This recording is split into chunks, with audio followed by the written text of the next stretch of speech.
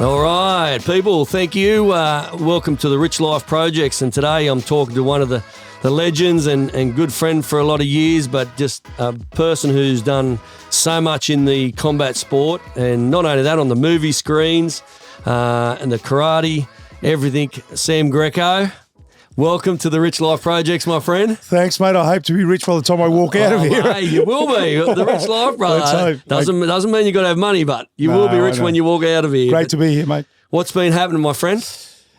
Pretty much, after, we've been locked up for 2 years over here in Melbourne. But pretty much, I worked through all that. But sort of getting back on our feet again. I'm constantly busy. I prefer to keep myself busy. Yep. Coaching, do a fair bit of coaching. Personal training, non-stop motivational speaking, and doing a lot of consulting with a lot of the unions around Melbourne and Australia. Yeah. Yep. Well, that's good to hear. And as you say, like your mentoring, come personal training, your public speaking. How's life changed? Obviously, you had Dom Camillo Cafe that's obviously closed down now, but that was a great little spot. I used to love coming down and having a bit of a coffee and a chew with you and Hasho. But yeah, after the cafe and everything else and lockdown, obviously, what's busyness is happening for you? Yeah, look, like I said to you before, the cafe. The cafe's been around for fucking donkey's years. It's 65 years. Yeah, really. I happened to own it for 15 years and one of the most iconic cafes in Melbourne, one of the first three ever to open up. Here it opened up in 1955. Wow. So part of history. Unfortunately, the way it went down in the last 2 years, out of my hands. Yeah. Greedy landlord and COVID pretty much tied a knot in and pretty much choked the business. Wow. So, we had to make choices and it was one of the hardest choices of my life, believe it or not. Shed a tear closing those doors. But unfortunately, if I was there today, I would have been kicking myself, Yeah, true. I should have got out. But, it caused me to really concentrate on my personal training and motivational speaking and helping others, not just in the physical sense in terms of, the punching and the kicking and getting fit type of thing, but more on the mental side of things. Yeah, beautiful. Building strength and resilience. And one person who could aspire to, aspire a lot of people in regards to that is you, my friend, with a lot of the stuff you've gone through. Let's go back to growing up. Hopefully I'll pronounce the name, Salvatore. Let's just say Sam Greco, for fuck's sake.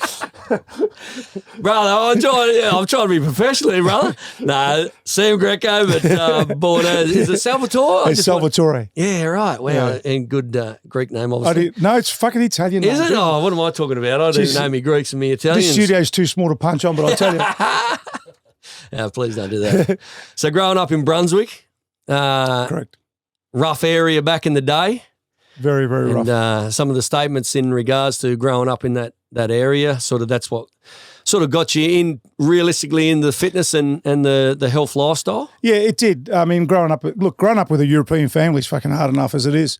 But growing up in Brunswick, it was an area where respect was earned, it wasn't given, and you had to pretty much stand on your own 2 feet. There's no two ways about it. Coming from a European family too, Dad had this motto, even fucking fighting on the streets. He says, mate, come home with a black eye. He goes, I'll give you another one. He goes, really? when you're out there, you put your head down and go for it. Yeah. He goes, but if you can avoid a fight, avoid a fight.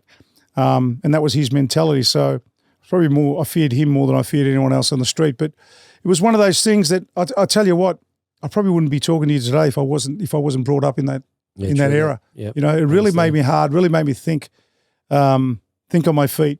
It gave me a lot of street smarts. Yep. And I think that's what's lacking in today's world. 100%. I was never academically gifted. Yep. But when it came to the streets, I can talk about it till the cows come home and I could, teach people a few lessons. I wish they made it a subject today. I could go out and teach it. I tell you what, and you'd be paid wealthy for it too. Yeah, and it really got me through life. It really did. It got me through life. And, and I'm not saying to all credit to those, who go to school and earn an education and get a job and everything else. But, a lot of the wealthiest people in the world don't have a university degree and a hard education. When you were younger growing up, obviously your father sort of liked you or pushed you into playing soccer and you took a liking to the soccer. Oh, I massively love soccer. Soccer in the days where it was my life, it was my passion. Yep. Anytime you'd probably see me out in the streets, I was kicking a ball against a wall or running around the basketball court with dribbling on my own or with some mates. That's all I did. constantly. I wouldn't never do my homework. Yeah, I had to be forced to do my homework. My homework was playing sports, riding a bike or whatever. Balls. But yeah, and I was grateful. I sort of did that for 10 years, and then from there I had a contract issue at the age of 15, just turning 16. I was one of the youngest players to make the National League, which is equivalent to the A-League today, to make the senior side at that time, and represent the state in the country also, and I couldn't get a free transfer after 10 years, and the only way to do it was my parents sort of had to fight in a small tribunal, but my dad didn't have the money then to fight it out, and wogs don't fight it out in court. They settle it out elsewhere. But that's right. So Dad pulled me out. He said, you're going to make a choice. So my sister was doing martial arts at the time, and my life sort of changed then. As much as I hated martial arts, after 3 months of doing it with her, I took a liking to it and never looked back at soccer. Well, was that when you finished up or lost the sort of love, I suppose, or just left soccer? Was it Kyokushin you went straight into? Yeah, it was Kyokushin. Yeah, Dad had a friend who was instructing out of Brunswick, one of the original dojos for Kyokushin here, under Eddie Amin. And because I spoke to Judd Reed on the Ridge Life Projects only a few weeks ago, and he was under Eddie as well back when he was like 15 before he went overseas to Japan and that. So that's where I started, and honestly, like I said to you, as much as I hated the physical contact of it, I really enjoyed it after 3 months. I can honestly say this was me, and took a liking to it and never looked back, and just kept going on and got stronger and stronger and better and better. And that you did. As I was young, even looking up to you when you were fighting, that was around the time, obviously, you, Stan the Man was going around, Darren Hedgecock, Steve Vick, like all these crews, especially on like the Clash of the Titans in Melbourne and some of the big promotions that you were on as well. Like us younger fellas, we're not that younger than you guys, but just come from a country town and then, doing Kyokushin under Mark Tyson back in the day. Good old Mark. And then coming to the big cities and then seeing the Sam Greco, Stan the Man, that was like a big sort of eye-opener for us back in the day. And it's crazy when you get to, know you and be friends with you and just sort of think, man, I used to idolise these crew, and I still obviously do because you're such great humans. But just the stuff that you guys, when the Kyokushin, and as I said to Judd, Kyokushin had a very special spirit back in the time when Masayama was alive, and it was one unit, and that's what I loved about Kyokushin. Like, you go and compete and 3 fights a day or whatever else you're doing, but I know it was just that out of the dojo life was like the Kyokushin spirit as well. Like, you respected each other that done Kyokushin, and it was just like this family, the Kyokushin family. I found you hit the nail on the head when you said. I say the old man, I say Sosei Oyama. It was a known fact that while he was alive, that was always upheld. Whatever you said there was always upheld in the dojo, and more so out of the dojo. And there was that respect, and that was it. Yeah. People used to look at us, why are you ussing to them? And that was just a thing that we did, and we held our hand on our heart when we did it. Yep. And I think it was known that the moment that the big man passed away, the organisation would crumble. Yeah, and sure enough, I said that. I think it went in that many different directions that it lost itself. I stepped away from Kyokushin when I had a meeting with the man himself, with Sosayama in Singapore, when I told him that I wanted to move on to an organisation where it was paying their fighters to get in there and fight and train, the side of things. And Kyokushin wasn't getting paid back then, was it? No. Oh, so all the state national events, no, it wasn't. The only thing you were surviving on was sponsorships that you got yourself. Yeah. And if you were competing for the country in the world tournaments, if there was funding to get you over there, that was great. If not, you had to pay your own way. Yeah, okay. And yourself in a world tournament, there's 250 fighters fighting over 3 days. Last man stand wins. And in our days, there was 3 or 4 world tournaments that no foreigners ever won a world tournament until recently, so to speak. Yep. It was always a Japanese, and the way they set the draw was, and I was part of it too, the way they set the draw was just tough for any foreigner. They made sure of that. Yep. But you didn't get paid unless you come first, second or third. And, it's a tough caper. It's a tough caper when you dedicate your life to it. And that was the key reason, I'm going into the story now, we're talking to him, but that was the key reason why I decided to leave. He couldn't see that initially. I remember having the meeting. He got up and just stormed out of his motel room, stormed out of the room we were sitting in, went into another room, and he came back. And I had Cameron Quinn at the time, who was interpreting for me. And Sauce come back, and he sat down, and I was sweating profuse. I was sweating out of places I wasn't even sure I could sweat out of. But anyway. It was like fronting the mob boss. Yeah, exactly. And that's exactly it. And he came back, and he's just said to me, he says, "Oh, look, you know what? I'll tell you, I've got an idea." And he says, "I've got a deal for you. I've got a plan." He says, "If you want to fight for money and you want to support your family like you say you do, what about I give you an invitation to fight in the All Japan? Not the World Tournament yet. You can still fight in the World Tournament, but the All Japan. And I'll give you $30,000 US." And in those days, it's a lot of money. 100%. I thought, wow. Then come out of his mouth was, "If you win." Oh, okay. And if you come second, you get 20. If you come third, you get 10. No, my luck, I come fourth and keep further back. So I'm back to square one. So look, I took it on board. I didn't say no or anything. I just said, "Look, let me think about it and I'll get back to you." And that was our deal. We're supposed to get back to each other within a week. I come back to Australia. I already made up my mind that I wanted to go, and I wrote back to him. And sure enough, he wrote back to me and respected my decision. I still got the letter today. Yeah, respected my decision, wished me all the best. Still invited me to the World Tournament. From his heart, I suppose. But I suppose when I was going to get there, I was going to get the shit beat out of me, by every single person you could think of. Draw ready to go. Exactly. And off I went, and I never looked back. But as much as also, and this story goes on, but as much as also, a lot of the Kyokushin heads, turn around saying, "I had made the wrong choice. What are you doing and why are you leaving?" Yeah. They still, whether they did understand or didn't understand, to me, it really didn't matter because I'd made up my choice, but it's my family I had to worry about financially, Yeah.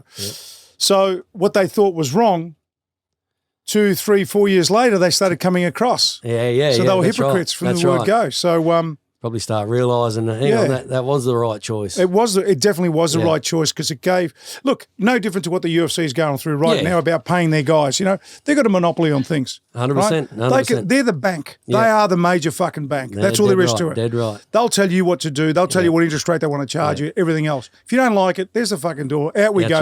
We've got 800 on our roster and we'll keep loading it. Yeah, definitely. So, when you got a monopoly on something, and that's what Kyokushin had a monopoly on it, or he did anyway. Yep. He could call the shot whatever he wanted. In today's world, it's all split into so many organisations. As you say, except for the MMA companies, but especially UFC who dictate a lot of things. But it's like anything over time. Something comes to an end. Of course, it all gets found out. It all gets found out. And that's why obviously the UFC is going through a few dramas outside of that, but obviously they deal with that probably day in, day out with the legal side of things. Yeah. But yes, I think at some stage it has to be seen that the payment wise, for what these guys go through has to change in regards to that. But that's a whole new mega world in there, isn't it? You're 100% right, and I can tell you categorically, and I was the instigator of this, back in the 90s, mid-90s to late 90s, I got together with a few of the K1 guys, the original boys, the Andy Huggs of the world, the Peter Ertz, Ernesto Hoost, Jerome Laban, all those guys. I said, boys, we're going to do something about it. Now, looking back, we were well paid. Yeah, true. Then, compared to today, we were well paid. Yeah. But, like I said, for the time you put in, the injuries, the health issues, the mental issues, the whatever, you've got to be rewarded somewhere along the line, right? 100% there. And you can't put a price on health, So I said to the boys, we're going to get together, and the only way we can win this in terms of getting more money is if we all group together, the main guys, and we hold firm. Yeah. Now, there was 12 of us. I managed to get 9. Yeah, okay. And there was 3 that said no. And the other 3 were major players also. Yeah, were they? Okay. That's because they had outside deals going. They were fed on the outside. Little did we know. Yeah. I mean, we always knew, but to what extent? I didn't until I found out. And Andy's a very good friend of mine. And when I found out his deal, I was like, fuck. No wonder you don't want to come across. Yeah, right. But it was going to be better for everyone. Yeah. And it would have set a standard. Benchmark but on that. Everyone... It's like a jury, mate. It's got to be beyond reasonable doubt. It's got to be everyone or nobody. And that's what's happened. If the UFC, if everyone said up you, and we all stick together, everyone, they'd have no choice. 100%. Because without fighters, they don't have a show. But I can see from the fighter's point of view, because some of them are on nothing, but it's something, and that's the hard line. They can't go, well, what do I do for a job if I stand strong? But they don't realise if the top wigs do that, then it just monopolises and goes, well, we're not doing anything till we start getting paid properly. But it's just, I don't know. It's hard, as you said, it's hard gathering everyone together. Oh, of course it is. Of course it is. And making that happen. But so back in the day, you were one of the best, if not the best, Australian heavyweight. Won the Australian Kyokushin tournament 5 times. Mm. And then once you went to, as you say, Shotokan, that was the turning point. Okay, you're going to get paid to go to Shotokan. What was Andy Hugg obviously come over? I think it was a Michael Thompson. Yeah. Who you fought before? Yeah, Michael Thompson I fought in the World Tournament. Andy Hugg I hadn't fought before. But Andy Hugg was the first to go over. He got over there a year before I did in 93. I got over in 94. So he didn't want to actually go over to Shotokan? No, Seto Kokan. Oh, okay. Seto Kokan, yeah, which is a break off from Kyokushin. Yeah, okay. He wanted to go over because the deal was there for him. Yeah, they offered him money straight up, and his ears pricked, and off he went. Yeah. But Andy is, one of the greatest fighters ever to live, and one of is virtually a brother to me. We lived together for a hell of a long time, and after his recent loss in the World Tournament that I also fought him when he fought Francesco Filier, and Francesco Filier knocked him out with a head kick. That was a demise. That was pretty much his downfall, and it was the way it was all structured that he wasn't happy about. Then when he got beaten, on top of that, it just added fuel to the fire in his belly, and he thought, fuck this, I'm out of here. And he told me, he says, I'm going, brother. And I said, where are you going? He goes, I'm going over to Seto Kokan. He goes, I'll tell you more about it. And he did get in contact with it, but I was just, again, I was going on this whole fucking loyalty thing, with Kyokushin. And then when I decided to make the move, all hell broke loose, but at least I did it in a way that he didn't, And I used to tell him, I said, why don't you talk to the big fella? He goes, they don't want to fucking listen to me. He goes, they never have, they won't. They have their own ways, and I did it. And as I said to you, I was sweating profuse. I was sweating out of place. I didn't know I was sweating, but I did it, and I'm so glad I did it because it gave me a peace of mind. So when anyone had any negativity to throw at me, it was like middle finger up, fuck you. You can go do whatever you want. At least I've done what I've done. I've been a man enough. What about in Australia? Like that was the world stage that the ripples were, obviously with Masayama, but in Australia, I know with Xian John Taylor back in the day, Cameron Quinn, like those guys were under. No, look, I'll be honest with you. I'll be honest. I didn't get any support from, and I really mean this, besides me competing in an event, that's the only support I got because being who I was, because they wanted me as a representative. But other than that, there was no other support. There was no other support. And when this whole transition thing came along, I'd say it if they were sitting right here, you gave me nothing, to support the fact, to wish me all the best or whatever it may be, because you thought I was doing the wrong thing. But, had you all thought, laterally rather than, having this tunnel vision, you would have been in a different position today. True. A lot of them can't change because they hadn't changed before. They're not going to change now. No. And they're so structured in their ways that society changes everything around them. But yet again, they're on that same vehicle. Yeah. They wonder why it's not. There's no growth. Change, there's no growth. It stunts their growth. Wow. So I get calls. and emails pretty much every week or every second week from organisations saying, "Hey, we've got a camp coming up. We'd love you to come along to our camp from Kyokushin." But you know what? I'll go wherever I want to go and however I want to go, irrespective. My strength, my backbone. I'll say it here and I'll say it till the day I die, mate. Is Kyokushin. Yeah, 100%. That's been my strength. Without going through all that, all the politics, else, the trauma, you yourself, the victories, and your spirit, and your platform, foundation of life, comes from there. It was, and I'm happy to say it. And I'll fly that flag the rest of my life. Yep. But other than that, above and beyond that, man, I've had to do it all myself. Had to do it all myself. So, but I wish the guys all the very best. Yeah. I mean, I just got back from Europe. Over in Bulgaria. So you're doing some seminars. With all the European Kyokushin, man, and they're flying strong, but they're very smart the way they've done it over there. They've used sort of the K1 model. Formal, where they have their guys competing in full contact karate in the ring. Yep. And also kickboxing. Which is great. Which is great. They're diversifying. Definitely. If you honestly believe, everyone's doing that these days. Everyone's diversifying. Anyway, now you have MMA shows that go, let's chuck some boxing in there or Muay Thai with MMA gloves. So you have to move with the times, don't you? 100%. And if you don't move with the times, you just die out. You Simple. stop. And you know yourself, you've done Kyokushin before. We are, and I say we're the strongest form of karate in the world. I don't care what anyone says. I and say the same. Bred some of the best guys in the world, yeah? And there's a lot of great ones still there that are untapped, right? And as a leader of a major organisation like that who's got 15 or 17 million students around the world, or if not more, you know, why wouldn't you allow them to compete and diversify? Man, they're your brand. That's right, 100%. But if they're leading the way, then you're leading the way. Yeah, but I think it's the fear of losing individuals. Yeah, that's what it was. Hell, I've found that it doesn't matter whether it's karate these days.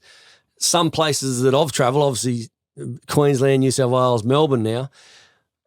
I think it's. I always still find, even when you try and work with other people and try and open your mind and learn different things, some people aren't into allowing that to happen. To be honest, if I'm talking truthfully, I've found that in Melbourne hard, like, because we're not from here, so no one, that's them, they're out of towners, they've just moved into our area, who they think they are coming, and we've dealt with that, in the boxing scene, where if I was in Queensland, then Muay Thai, we'd go down to John Wayne Parr's and spar his boys, or I'd go and stay at Wayne Parr's house and train with him on the weekends, knowing that we're two different gyms, but it's just that whole sort of, I don't know, the partnership of going, I'll help this dude, he'll help me, or we get along as friends or whatever it may be. But, there's some that just, if they think they allow you in, he might take all what I've got, take away. But then when you're into that, if you're a coach or a fighter and you got that mindset, you're very insecure of what your actual skills or potentials. That's my view on coaches or fighters. It's funny when you deal with that side of things, isn't it? Yeah, it is. And like I said, a lot of the old timers have that sort of mentality. I think if you believe in what you teach, if you believe in your students believe in you, you should be able to leave the door open and not have a worry in the world. No. Or even allow them to travel, especially MMA, because they've got to do so many styles. It's so diversified, And I allow my guys would come to me and say, hey, look, I want to try this. Okay, let's have a look. Yeah, by all means, no worries. If you feel you're going to get something out of it, by all means, because it's such a diversified sport. There's so many elements to it that people, the naked eye on the outside who doesn't understand it, will never understand unless you're involved. So it's important that these guys get that richness in their life through different disciplines. If you're doing kickboxing, besides boxing and kicking, I think boxing and kickboxing is a little bit different because you can have the one person. There's not like 4 or 5 different coaches, because MMA, you got grappling, you got wrestling, you got taekwondo, karate, et cetera, so you got so many things where you need all eyes and skills. That's a different thing. Boxing, if you're under a great coach, you can have that boxing coach. You can stay with them. You can go and spar different gyms. But even MMA, in my view, been in the game as a long time, like yourself, if there's a coach that has an open mind and the loyalty is with that fighter, and the fighter goes, that is my mentor, my coach, and I see that Jimmy Crew and yourself is a great example. And then Jimmy Crew goes to Rob Whittaker's to train and do a little bit of work with them, and comes back to the nest, so to speak, and righto, this is the skills, these are the tools that we've learnt. That's good for you as well, because obviously they're getting taught different things that probably you aren't teaching or the surrounding coaches aren't teaching, but they get that information, bring it back, and you get to use it and say, if it works, it works. If it doesn't, no harm done. And I think that's in MMA these days. The diversity in being open-minded as a coach and a fighter to go and learn, and a good example is Eugene over at City Kickboxing. I mean, they work with Joey and Alex Volkanovski over in Wollongong. So they're happy to travel over there. They're happy for Joe and that to travel over there to get that team, create more knowledge. I think that's sometimes that lacks, and that lacks in all sports. But I find in MMA, if you've got that team that's open-minded and gets to learn a lot more than what they have just in their little nest, I think that creates a great team. I think you're 100% right. You've hit the nail on the head a few times there, but it all revolves around a head coach should be open-minded. Yeah, 100%. If you're egotistical, your fighter's going nowhere. Yep. Yeah? My career's done. I don't live my life through my fighter's eyes. No. He lives his own life. Yep. I allow him to live his own life. Yep. Yeah? I just add to it. Sometimes push him into the left, push him into the right. Yep. I basically do a wheel alignment constantly on him, if that makes sense. Yeah, 100%. Yeah? 100%. So if he's veering to the left, veering to the right, I pull him back in line. So that's the coach's job. Yeah. And I'm a mentor. I'm a father figure. I'm a problem solver. 100%. Whatever it may be, Yep. you know, I've got that's the job that I'm paid to do, and I want to do. Yep. So it's funny you say even about Rob Whittaker. Yeah, we went over there a few times now, and I'll tell you what it's done remarkable things for Jimmy, because it actually sets the standards. It resets the standards for him, because the very easiest thing for fighters to do is get fucking complacent in their own home. Yeah, I know, 100%. And complacency is fucking cancerous. Yeah, yep, definitely. If you can't distinguish complacency and you getting too comfortable, right? If you can't distinguish that, mate, you're going nowhere. Yeah. You know, and in today's world, and I say this to Jimmy, I said, I say this to all my fighters that are coming up, that have got fights, coming up in the next month or two. I say, boys, girls, I don't give a fuck. At the end of the day, I need to make you feel comfortable in the most uncomfortable situation. Yeah. That's my job. Yeah. Yeah? Exactly. Because that's what the fight game is. Yeah. But how many times do you see coaches and it's all about them?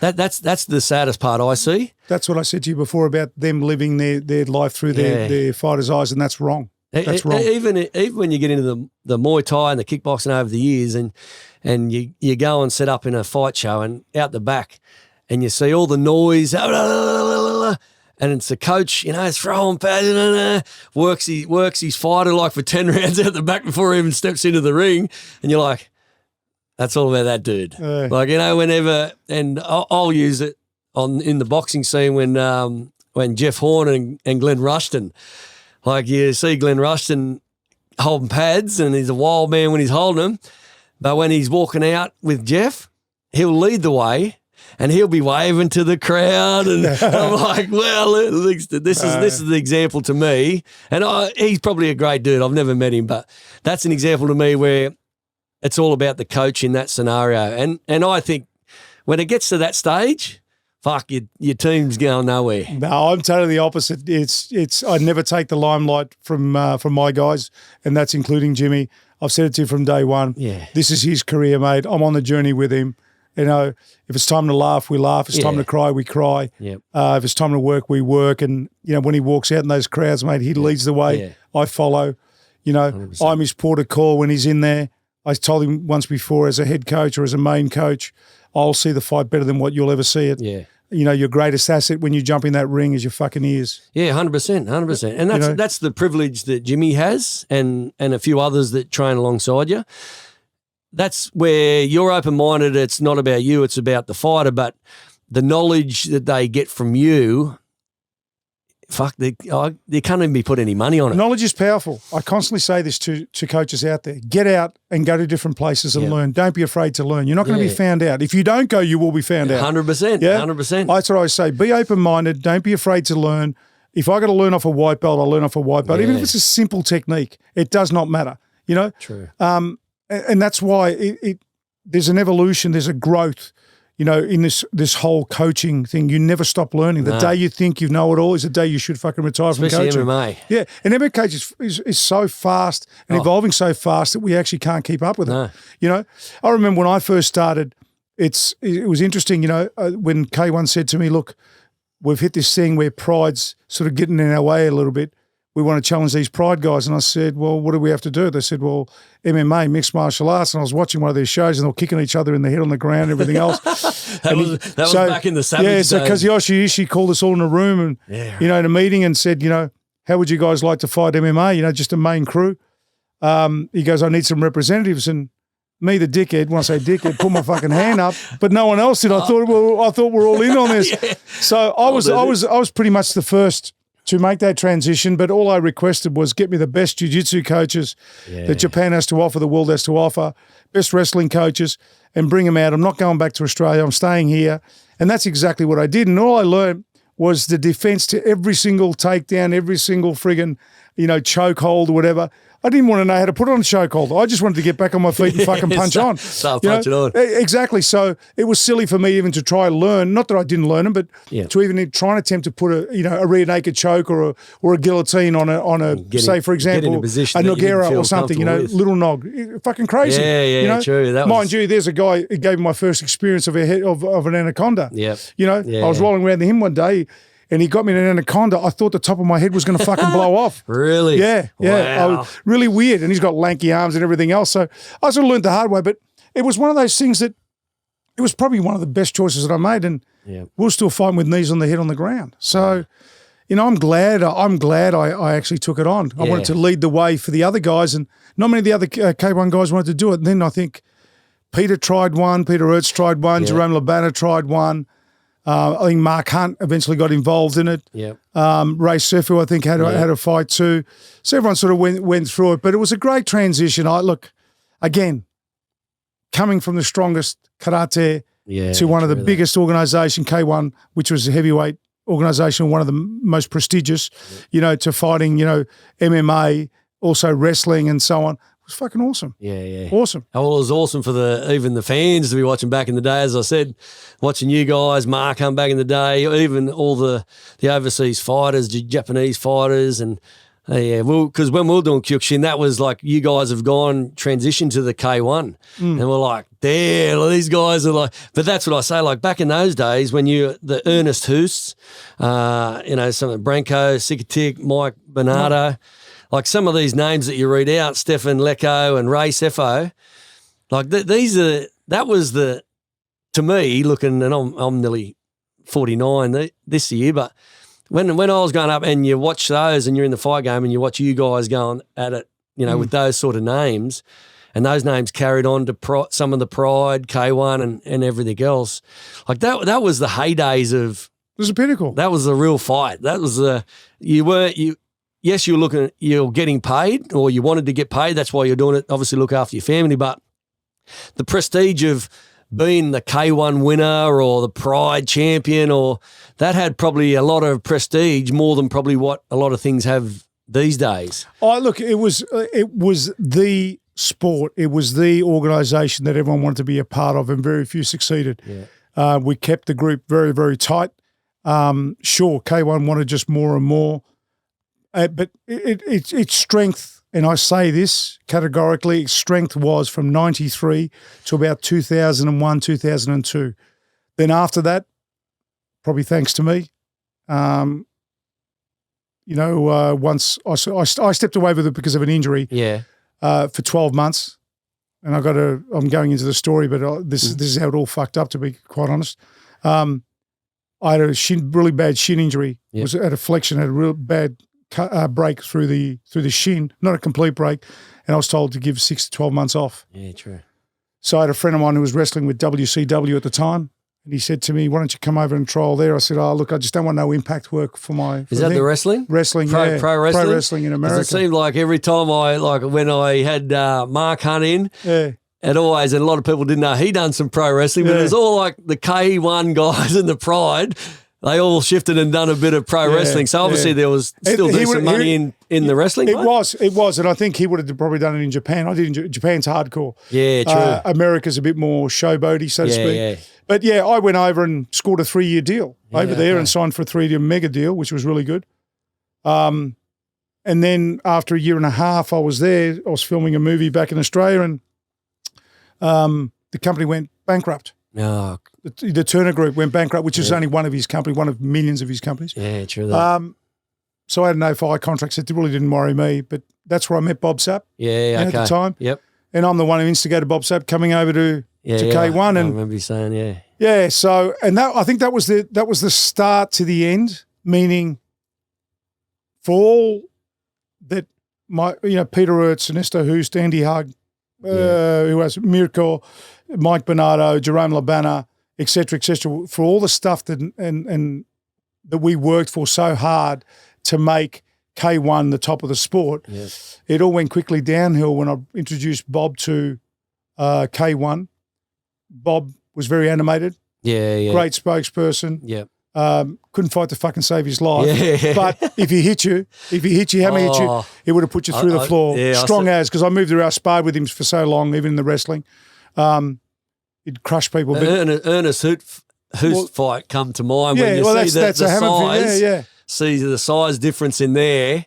And, when you say downhill, did it sort of come along that's like it started to turn into a bit of a circus? So what happened was, here's Bob coming in at 180 kilo ripped. Yeah. Yeah, right. So this was K1's ticket to marketing and making a lot of money. Yeah. Surely Bob made a lot of money too. But what happened was they thought, wow, this is a great vehicle. Let's get some more guys in. So they started getting the Chohaman from Korea. They started getting Silva, the other guy used to wrestle and fight in Pride too, 7-footer. Yep. So they got all these big guys. But what happened was the quality of fights and technique was out the door. Started to die. So it became a circus. Yeah, true.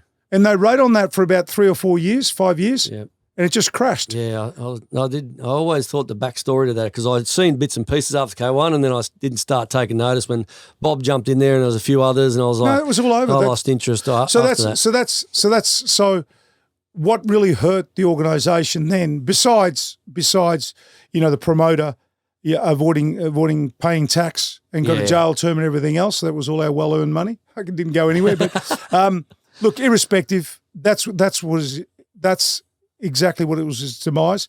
And I think the Japanese fans, when we were fighting at our prime, I could fight you today and fight you in 3 months' time and fight you again next year and the year after and just get a standing ovation. That was them. Yeah. The moment these big guys came in, it was a circus. They became a laughing stock.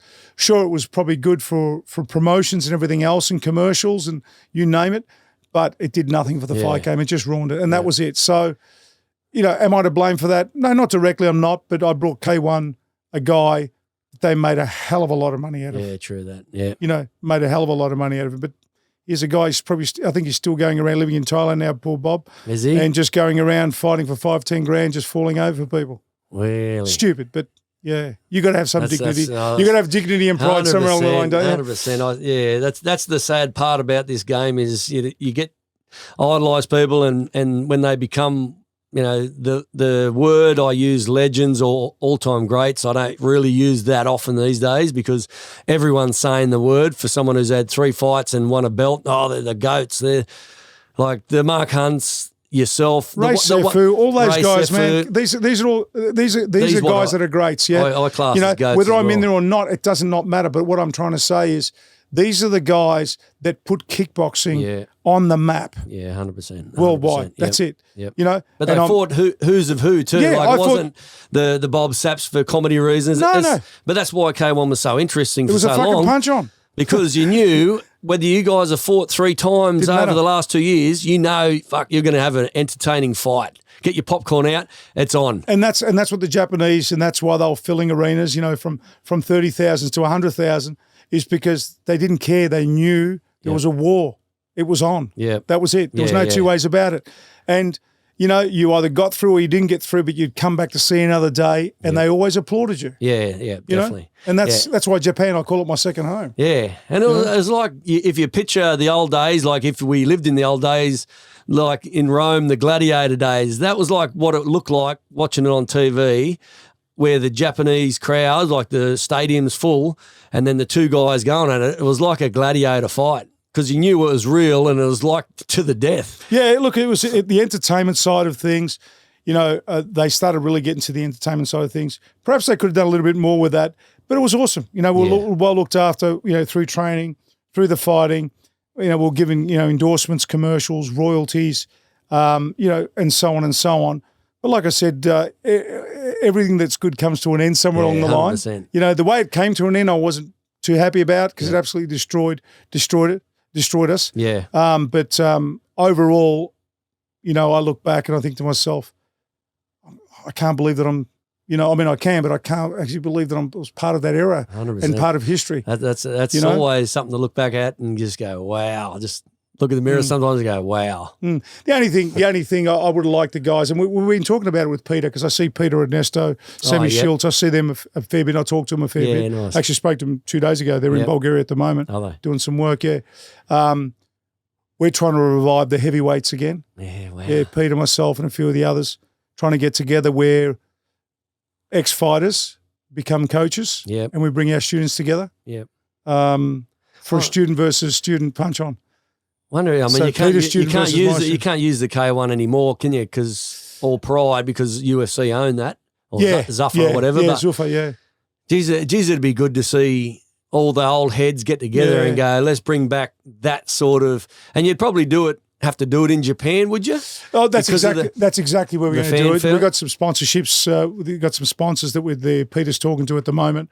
So if it happens, the other thing I've been talking to the guys about is, there should have been a Hall of Fame for K1. K1, man. At least some form of recognition. Yep. We lost Andy and we lost Mike Bernardo.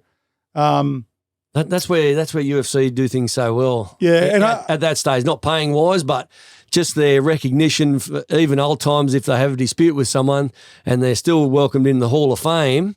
It would have been good to have. Yeah, so I don't know whether it's something that we should pose a question to the UFC. Yeah, okay. Now that they own those rights. Yep. I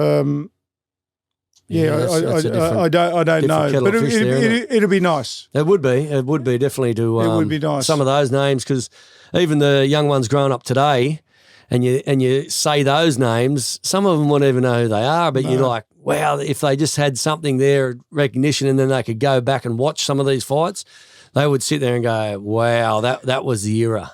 Yeah, that was the era. It was tough. It was enjoyable, and we were K1 brothers. Yeah. Before the fight, we'd be eating together, having a drink together. After the fight, we'd do exactly the same. But when it come to the fight, fuck, it was a war. Yeah. And the fans, like Japanese fans. Oh, magnificent! Best fans the best in the world. on the planet. Yeah, best fans in the world, man. You know what? You very, very, very rare. I think in all my career, I don't think only once I think I've heard some of the fans booing, but other than that, they never boo. Yeah, they prefer not to say anything. Yeah. Well, that out of respect. Yeah, because they knew what it probably took to get in there and do that. Yeah, and each have their own favourite. Yeah, which is what made us popular. Yeah, true. And I always said to I even say to Jimmy, and I say to all my fighters today, it's your fans who make you. It's the bum they put on the seat that make you popular. Correct. It doesn't cost you a cent to be nice to someone, but it'll cost you two if you're not. 100%. Yeah. I said, when someone goes out of their way and says, "Excuse me, Rick, can I get an autograph?" And you tell the guy to piss off. Yeah. Not only have you lost him, you've lost him and probably all his friends. All I'm saying to you is, obviously depending on the time and everything else, but there's a way you talk to people and a way you approach people, and I always try and give the people the time of day. Yeah. And I just think what you give is, what you reap is what you get back at the end of the day. So what you reap, get back. But we need them. Yeah. We need them. Without them, the sport would be fucking dead. Yeah, well, we've seen that through the COVID period too. So it's always, even though it was good to still compete through COVID, especially for yourself, like Jimmy and the crew. But there's a difference when there's fans there on top of that. Oh, yeah. The atmosphere. Yeah. I mean, I've been around NRL, I've been around the fight game, but the passionate AFL fans, they're next level. You won't beat them. They're next level. I've been to the grand finals where there's 100,000 people, and let me tell you, it's an atmosphere. It's an experience, isn't it? It's an atmosphere, but more so an experience of a lifetime. And if anyone's listening, I'd be saying, hey, get your kids, get your family. Try and get a ticket. Try and get a ticket. 1 year. Get out there, whether it's this year, next year. Yeah. Get out there and you'll appreciate what the sport's about. It's a buzz. Yeah. And you won't get it anywhere else. I love it these days. Obviously, New South Wales, Queensland, we were sort of more rugby league, but since moving down here, even when it's on TV, I'll just switch over the AFL these days because I'm starting to understand what's going on. But the fans, when you're at the stadiums, because we go to Marvel a lot, and damn, man, we buy the little cheap tickets and we just sit in the chairs and you just hear. And it's amazing because you see sitting behind you is grandma, grandfather, daughter, husband, child, baby. It's a family affair. And all of them. I'm not saying one or two of them. The whole family is yelling and cursing and they're into it. And me and Rob, not experiencing it. This has been a good experience. We're just like, this is crazy stuff down here. Yeah. And that's why we've loved the Melbourne so far. Obviously, outside the lockdowns, but just the cultural and the sporting part of this city. Sporting capital of Australia. I think it's nearly of the world, because how many cities in general have every sport that we have in Melbourne?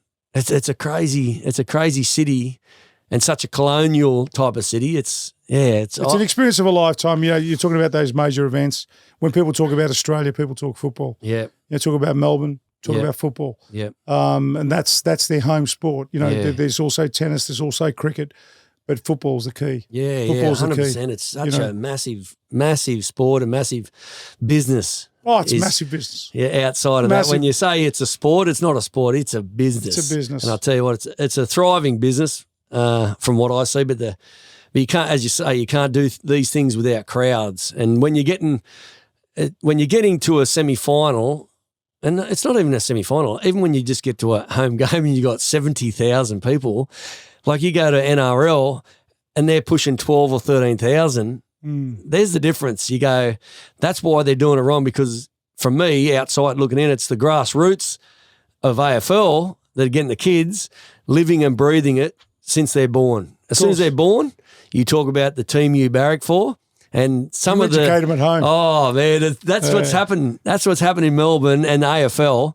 Different to what I see like NRL. You know, they've let go of the ball in that regard, but that experience wise, it's a crazy. AFL is a very fast, low impact now, as opposed to what it used to be, low impact sport, as opposed to NRL. I love NRL because I'm a contact person. Yep. You know, it doesn't matter whether there's 12,000 people in the crowd. Yeah. If I'm sitting in there in the crowd, you can hear those tackles from fucking way back. True that. You know, in today's world in the AFL, you barely can tackle people anymore. No. And purely because of all the injuries, sustained injuries and everything else. So, but geez, it's fast. Fast. That's what it makes it so exciting, isn't it? You got to be an athlete. You got to be a runner to play the game, not a footballer. Yeah. Yeah. Yep. Going back 10, 15, 20 years ago, you had to be a footballer. Yeah. You know, and there'd be the mixture of the NRL type techniques and part of that game was involved in the AFL, you know. But now they've cleaned it all up purely for the safety of and the longevity of the players. Yeah. Because you never can think, like, it's so close, the games, and they'll kick a goal and you're like, wow, we're 10 in front. That doesn't mean anything these days. No. Next minute, 2 minutes later, oh my God, we're losing by 2 or something. With a minute to go, they can kick 3 goals. That's what I mean. That's the exciting part that I've found, and being educated in the AFL game from just watching punches in the face and kickings to the leg. So, but you finished your career, retired in 2005, 5-ish, roughly. Yeah. Obviously, you're working. Never officially retired. Never announced my retirement. Nah. And you know why? Because there's always time to come back. Besides that, I just felt that my job's not done. Yeah. My job's not done. And I mean, if I retire, then I would have felt like saying I retired away from the sport. Yeah, true. I've stepped back. Yep. I've stepped back is what I say. And I'm still involved in the sport, heavily involved in the sport, in many different facets. How did you and Jimmy come across? Obviously, when you started coaching. Yeah, and Jimmy crossed your path. I've been coaching for a while. I've been coaching for a while through a mutual friend of mine, through Richard Norton. Oh, yeah. And I've got him on the podcast hopefully soon. Yeah, Richard Norton and Stewie Molden over from Bendigo, which was Jimmy's jiu-jitsu coach. Okay, yeah. They come over to see me one day and were telling me about Jimmy. Jimmy wasn't with them at the time. And they said that this kid's raw, he's got a lot of talent, you know, he has aspirations of fighting and blah, blah, blah, whatever it was. And I just said, look, sounds all good. Yeah. And I never take anyone on straight away. I basically say, look, get him to come down for a couple of weeks. Yeah. And let me see what he does. And give me 2 weeks with him and we'll sit down and we'll talk. Yep. Sure enough, invited the kid down, super eager. He drove out. He was working as a plumber then, second year plumber. Yeah. Refrigerating plumbing, I think he was doing or something like that. And he came down. He was early for training, gave it his all. Super strong, very, very, very hard-headed in terms of the stuff that he'd done. He was prepared to sit there and brawl with anyone who didn't give a fuck. Yeah. You know, really tough kid. But when you in between the lines, I could see a lot of talent in this kid. Yeah, true. He was just eager to want to succeed. Yeah. You know, he had this drive in him. So, you know, I said to the boys 2 weeks later, I said, I'm happy to take him on. You know, these are the days of the conditions and so on. And here's a kid who would go to work in the morning, get up at whatever time, 5 o'clock in the morning, go to work, finish work and drive to training 2 hours and then 2 hours back after a long day. Make decisions such as, fuck, I don't have enough money for petrol, but I've got to eat at the same time. And this is gospel truth. Yeah. What do I do? But I want to get to training, and wouldn't buy his lunch to get petrol to come to training. Wow. That fucking tells you a lot about a kid, yeah? That's what I said before. Yeah. Very rarely these days when someone can, you look as a coach, you look and go, that's who I'll put my time into. Yeah. And this kid has got good morals, comes from a really good family. You know, he's a homeboy, meaning he's loved by his family. It's not broken of any sort. He was eager to rise and succeed very, very quickly. And in saying that, I think it was a great rise, and I think what he's done is remarkable over a short period of time. But now we've hit that not the crossroad, we've hit that rock that we just need to fucking blow this thing up now, dissect it, break it down, and we're ready to go to our next step. So, and he's seen that. Jimmy's obviously we incurred an injury in his last fight with his knees. Had to have a knee reco. Yeah. But like I said, this has probably been a blessing in disguise. Sometimes those little injuries, you think, oh, this has cruelled me. No, it's giving him time to think. Blessing in disguise. Giving him time to think. It's giving him time to work on himself, work on different training aspects, putting a plan into place. You know, hitting the ground with a purpose every fucking morning. That's basically it. Rather than just going to training, hitting the ground with a purpose. He knows what he wants out of this. You know, we've had some long chats after his last fight, and mate, there was times there Jimmy and I used to clash head to head, but I said, hey, go away, have a think about what I said. And he knew I always come from a good place. Yeah. And, you know, I can tell you, we've had disagreements at training, and I just let him sit on it, and the next day he'll ring me and go, you know what, coach? He goes, yep. He goes, I hear what you're saying. Yeah, you know, he goes, I just thought it was this. I said, Jimmy, let's just be open. It's the best way we can be. 100%, yeah. And I don't just say it to you, I say it to everybody, because that's the best way to learn. Yeah. You know? And if I can help you within your sport, I will. If I can help you outside your sport, I will. If I can do whatever, I will. And we're very supportive of each other, and that's what makes the unity. That's what makes that bond so strong. 100%. You know, and everyone else sees that, but everyone feels that it's there for them too. And I say, no, you got to work on it. Yeah, it's a trust thing. Yeah. You know, I've got to be able to trust you, you trust me. Well, that makes a great relationship in anything. Great team, great relationship, anything. Yeah. Trust, communication is the key. The two keys in that sort of scenario. Yeah.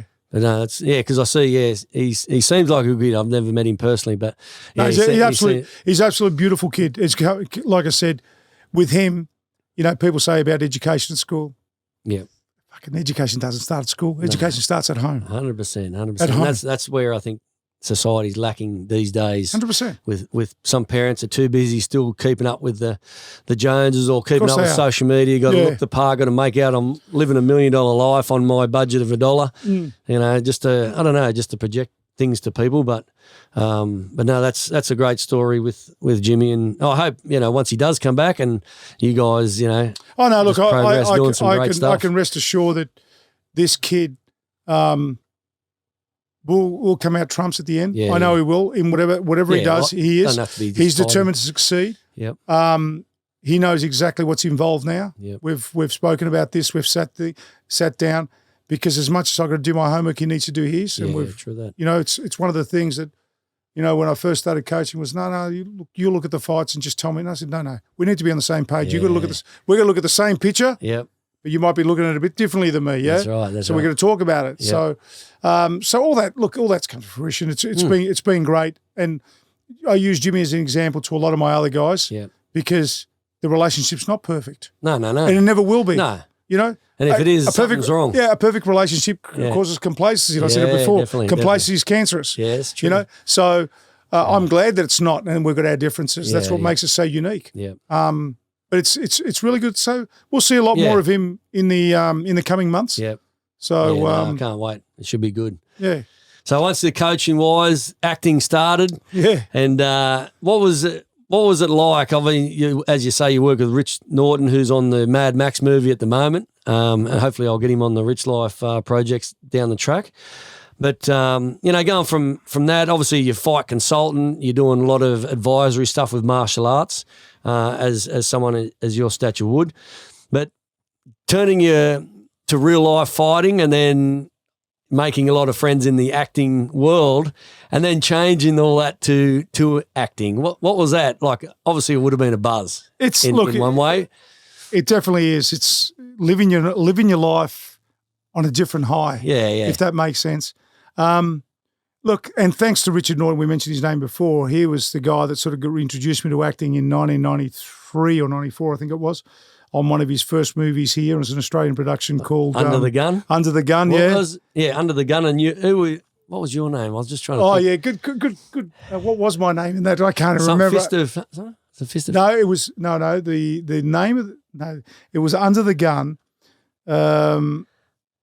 You got me on this. I'm sort of punchy from my last fight, I think. But anyway, so that sort of gave me a leg in, and we had some great time. Yeah. I did a lot of the scenes with Richard Norton, who I've known for a while. Yep. Been a great friend, still is.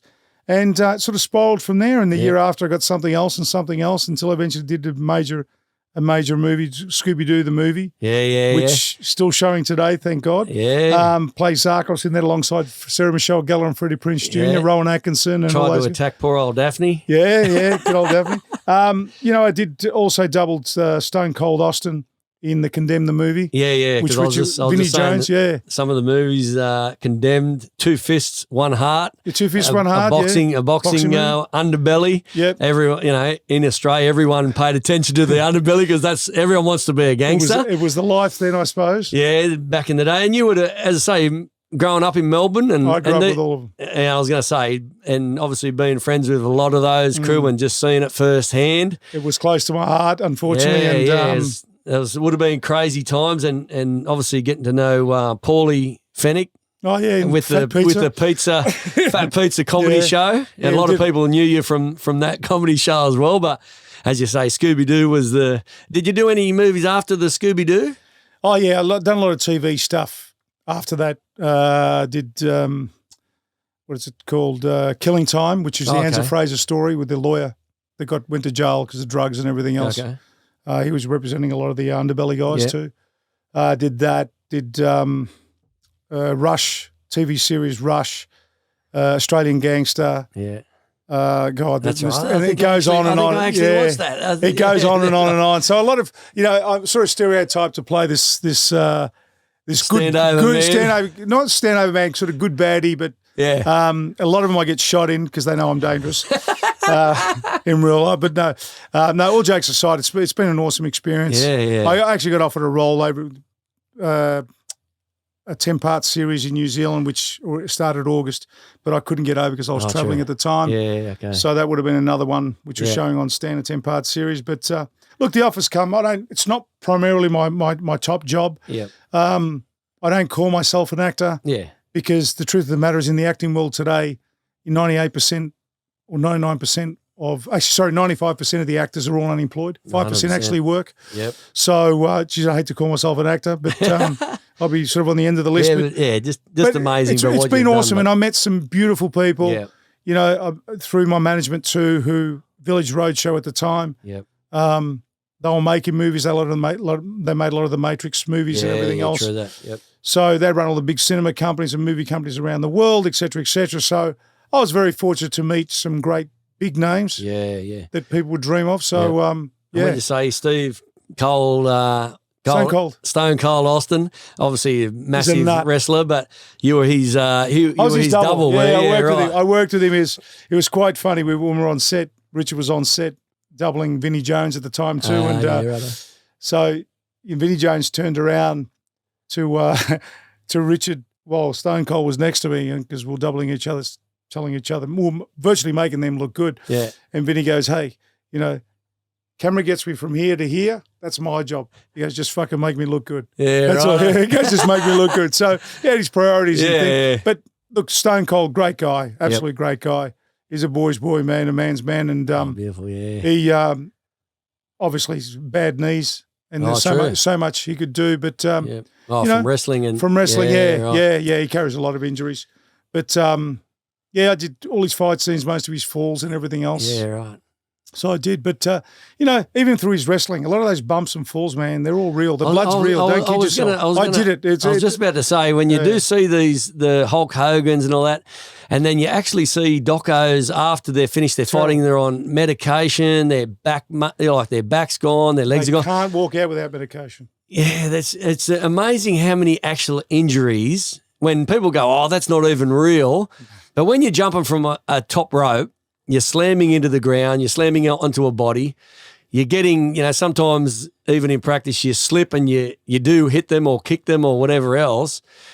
Yeah, it's amazing to see from an outsider's point of view how many actual injuries they carry outside of their retirement. They carry a lot. It's fucking incredible. I think it's like a fighter when they retire and they've been purposely contact.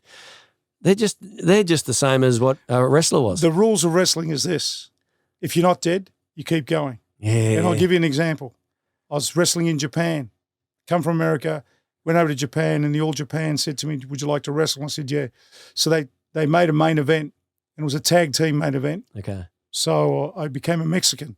So one of the Descaris, Junior Descaris, was my partner. His dad was a great wrestler. Is that where you had to wear the mask? Mask, yeah. So Mexicans wear masks. 100%. So we teed off on these other two guys, and the match was going well. And one of my finish moves was off the top rope. It was called the GKO, the Greco knockout. And so I throw the guy to the turnbuckle, and he feeds out. I hit the top rope, hit him with a back spinning kick. He hits the ground. I climb up the ropes, get up. I open my hand like a crucifix, and I jump off he feeds up in the middle of the ring, and then I jump off doing a side kick, catch him flush. Wow. Pin him, 3, it's supposed to be over. Yeah. So I throw him to the turnbuckle, hit him with a back spinning kick, he hits the ground, I get up there, open crucifix, thumbs up, the crowd goes berserk. Now, he's fed up a bit too far in the middle of the ring now. It's too far away now. I can look like a real dickhead and try and walk down and reset myself, but it's going to look shit. So I'm thinking, fuck, what am I going to do? So the crowd's popping, and he's sort of staggering a little bit towards me, still too far. I thought, fuck, I got to go. And I pushed off as hard as I can. I couldn't even pull the kick because he was that far. I hit him flush, but my other leg down the bottom was stiff. As soon as I hit the ground, my knee snapped completely. No. So I broke my knee completely. Yeah, it was just hanging there. So as I said, the rules of wrestling, if you're not dead, you keep going. So I pinned him, but as I've pinned him, I've gone, I've fucking broken my knee, right? Yeah.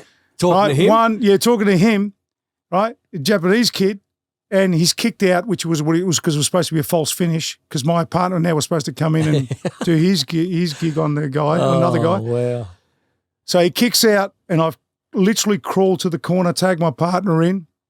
He comes in, the crowd's going berserk, right? We're riding this thing home as much as we can. So I get the ropes, I'm trying to stand up, I stand up, and I legitimately cannot stand. Oh, right? man. Now I've got to come in and save him. Oh, right. So all I got to do is come in, save him, and punch the bloke and powder out and get out. Yeah. So I'm coming in, and all I could do is literally walk and hobble in a straight line, and the crowd's going berserk. They're thinking, this is fucking great. And I went to punch the guy, and I leant on my front foot, the bad one.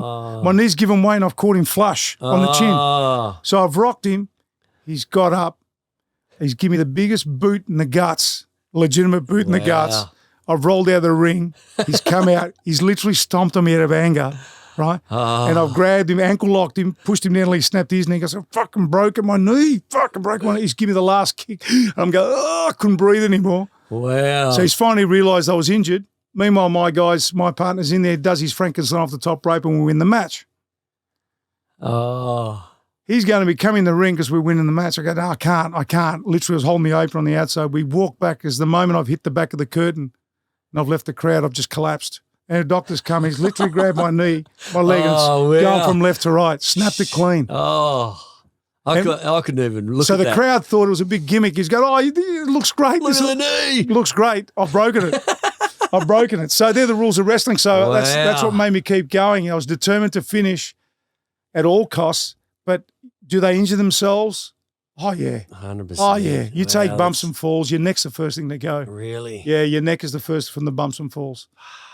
It's the same as jiu-jitsu too. As much as jiu-jitsu is a beautiful... I crushed my neck doing jiu-jitsu, yeah. Yeah. See, that's... As much as sometimes I think, I wouldn't mind getting into jiu-jitsu, and I think to myself, you know how you wake up in the morning with all your knees and your neck and your elbows? That's not a good idea. Oh, I'm a jigsaw in the morning. Yeah, There's parts, there's pieces that are missing. I'm trying to put myself together, trying to get to work, but it's fun times. But yeah, look, I got some great memories, and definitely, and people, fans who've watched you over the time have got some great memories too. Whether it's K1, Kyokushin, acting, at the end of the day, when you're continuing at present with what you're doing, what was the best advice you received from someone?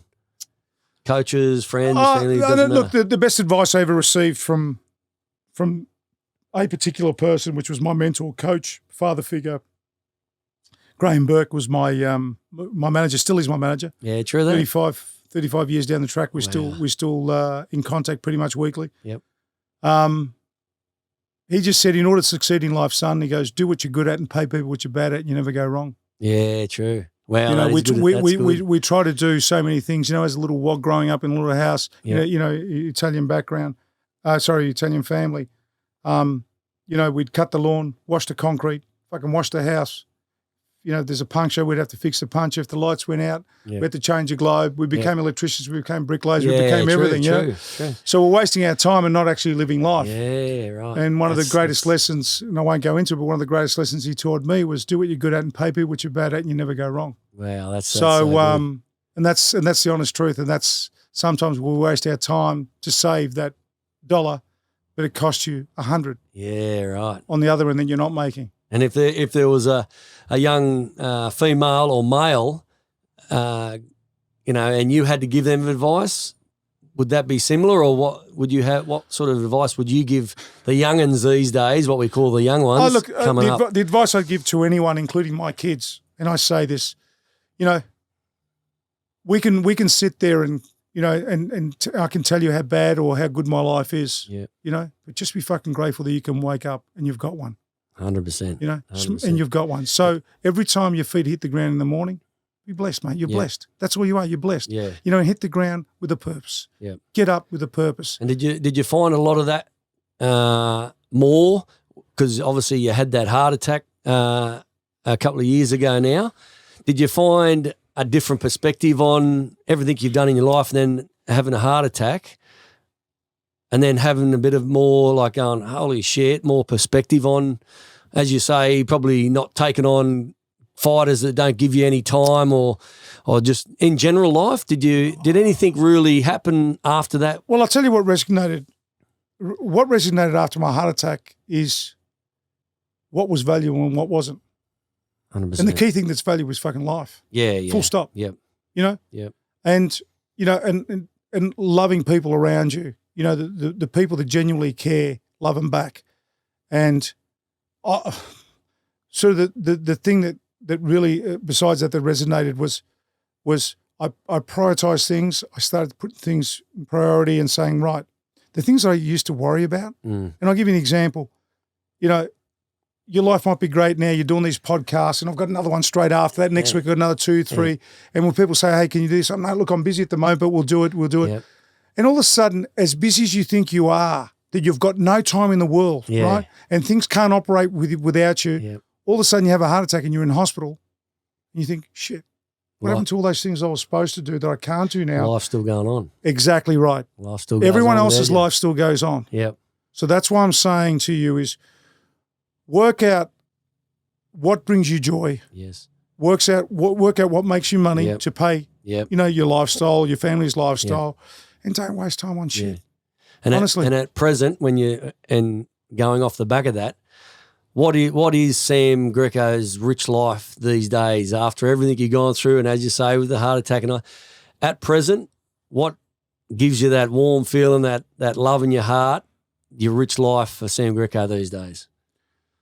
I think the fact that I wasn't taken.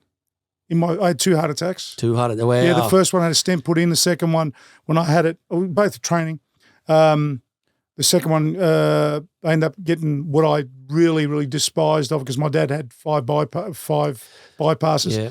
And I ended up going from getting stents again to a triple bypass. Yep.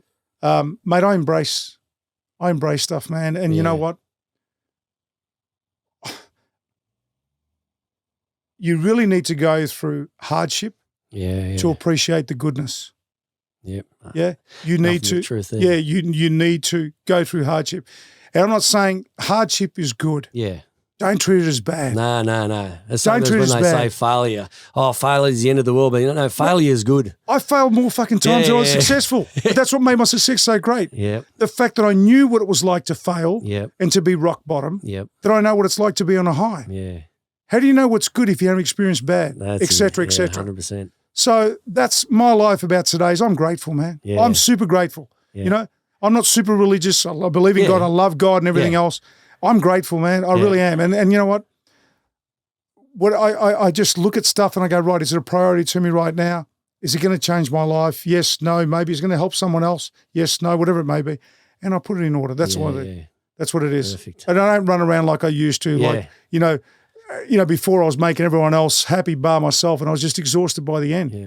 You know, and I thought that things couldn't live on without me, but they can. Yeah, that's the humble part when life has, as the old Mike Tyson says, it's the biggest punch you'll ever get. Life will humble everyone. 100% it will, 100%. And you know what? More and more at my age now, you hear some devastating news of people taking their own lives, getting sick, dying, et cetera, et cetera. You know, and the question we all ask ourselves, when's our time? Yeah. But rather than asking when's your time, just enjoy every single minute. I was going to say, just make the most of every it. Day now. It's written. Yeah. It's written for all of us. It's already done. You know? Enjoy while you're still here. Yeah. Mate, I just, again, thank you for your time.